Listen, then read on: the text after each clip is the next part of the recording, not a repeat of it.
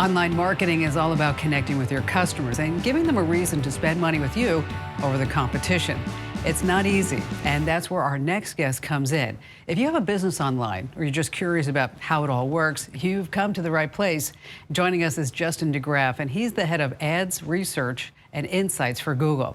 Welcome to the Kim Komando Show, Justin. Boy, that's a big title. What exactly do you do? Hey, thanks for having me, Kim. It's good to be here.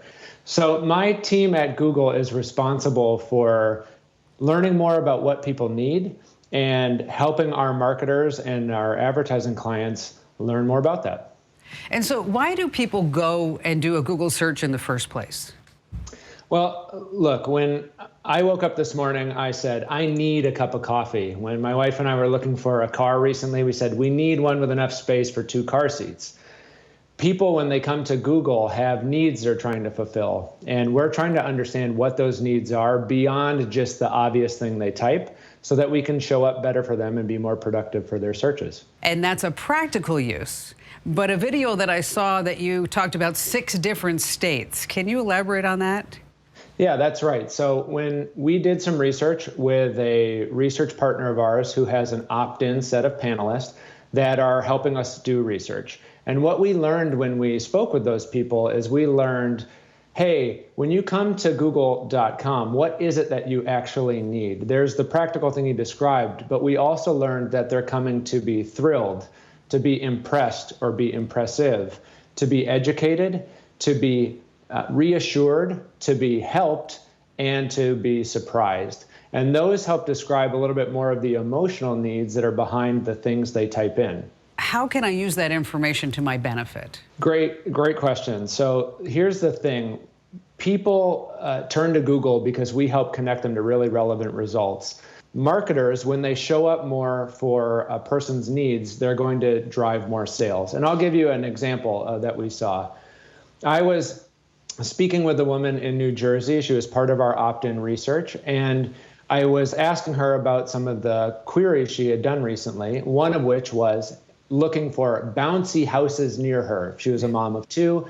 She needed to find a bouncy house. That was what she typed into Google. But when we talked to her about what were the underlying needs for that, what was driving it, she told us things like she wanted a fun activity, something that would be memorable for her daughters, something that would be more than just screen time. It would be more about physical activity. And she wanted to show up to her daughters as a good mom. She was looking for Google to help her show up for her family in a certain way.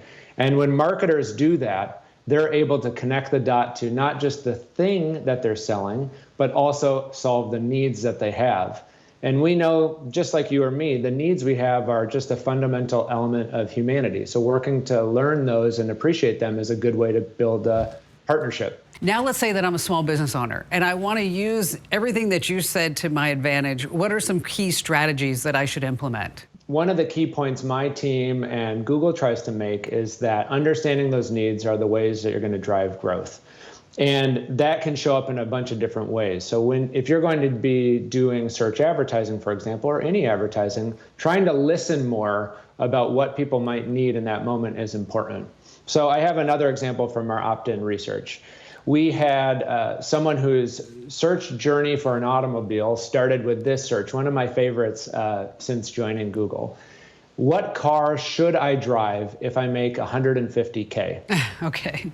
Great question. He was expecting to find a car that matched his new status. He had met a really important milestone of income and a salary that he wanted to have a vehicle that showed up for him in the same way that was in line with what he pictured as his status. What we saw in the results is that he was seeing things more in line with financial planning and how much car could he afford.